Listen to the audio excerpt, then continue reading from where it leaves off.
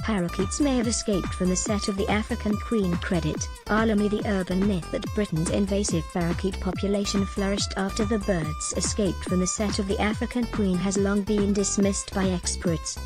But according to one zoologist, it may actually be true. Hannah Ayub, a curator at the Cheltenham Science Festival, said her great-grandfather had lived near to Wharton Hall Studios, in Isleworth, West London, where many of the jungle scenes were recreated. And he recalled that after filming finished in the early 1950s, little green parrots began to arrive in local gardens. Speaking about the arrival of then parakeets at the festival, she said, "No one is 100% sure where they came from. There is a story that at the end of filming of the African Queen they released all the parakeets that had been used on set.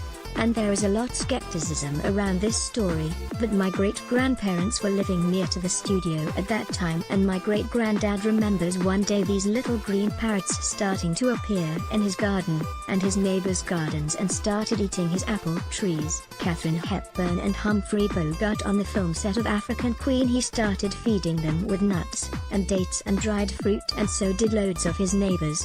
And then when winter arrived they started building them little wooden shelters in the back garden. This went on for quite a few years until the winter of 62-63, which was quite a cold winter, and the birds disappeared, and the theory is that that is when they moved into central London because it was much warmer and they have thrived there. Escaped parakeets have been spotted in Britain since the 19th century, with the earliest recorded sightings in Norfolk in 1855, Dulwich in 1893 and Brixton in 1894. However, populations began to increase rapidly after the 1950s, and by the 1990s they were frequently spotted in the capital. The bird is native to southern India, but there are now around 8,600 breeding pairs of ring-tailed parakeets living throughout England, with the biggest population in West London. They have also been spotted on the borders on Wales and Scotland and are expected to eventually spread throughout the British mainland. The link to the African Queen emerged when large flocks started appearing near Isleworth in the 1990s. Credit. Alamy. Stories about their origins range from claims that rock star Jimi Hendrix released a breeding pair in Carnaby Street in the 1960s, to suggestions they escaped from private collections during the Great Storm of 1987. Another legend said that they absconded from Syon Park in West London after debris from a passing plane damaged an aviary.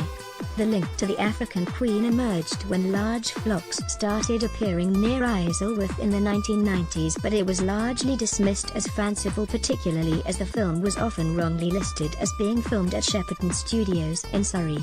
Some film historians also insisted that parakeets were never used in the production. But Miss Ayub added, the birds probably came from several locations. There was the storm of 1987 which wrecked a lot of aviaries, and those birds joined those from the African Queen, and that's why we've got so many today. The parakeets are just one of several invasive species which have arrived in Britain through improbable routes. The parakeets are just one of several invasive species which have arrived in Britain through improbable routes. Credit. Sunset Boulevard. Zoologist Jules Howard told the festival how the midwife toad existed in just 3 areas of Britain because of the actions of one family. They exist in Bedford, he said. A gardener accidentally imported them in flower plant pots from France, and they remained and spread in Bedford. 2 other populations exist, and it's a nice family link. His sons grew up and one moved to workshop in Derbyshire and another elsewhere. So the distribution map of midwife toads in Britain is just 3 plonks on the map because 3 parts of the same family grew up listening to them. A population of African clawed toads also exists in Wales. The toads were once used as pregnancy indicators, because they produce eggs if injected with the urine of pregnant women.